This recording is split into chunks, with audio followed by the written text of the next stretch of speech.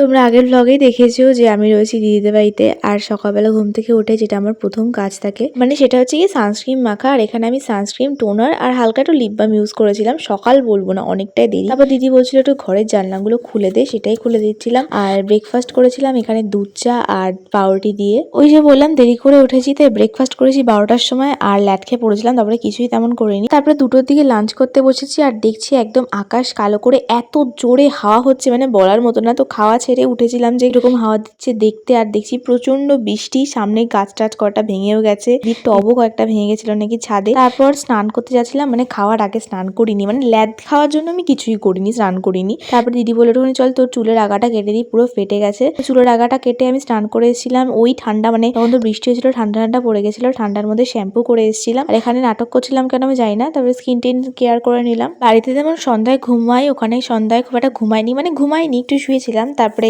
সন্ধ্যাবেলা চা খাবো। এখানে আমি নাচছি কেন জানি না, দিদি বলেছে চা বানাতে, মানে আমি দুধ চা খাবো, বলছে ঠিক আছে দুধ চা খেলে তুই বানিয়ে নে। আর আমি দুধ চা বানাতে গিয়ে এরকম নাচছিলাম, যদিও আমি বানাইনি, লাস্ট পর্যন্ত ওই বানিয়েছে। নাইটি নিয়ে কিছু ভাবার আগে আমি বলে দিই যে নাইটি পরি আমি দিদিদের বাড়িতে গেলেই পরি, কারণ আমি জামা কাপড় নিয়ে যাই না তাই।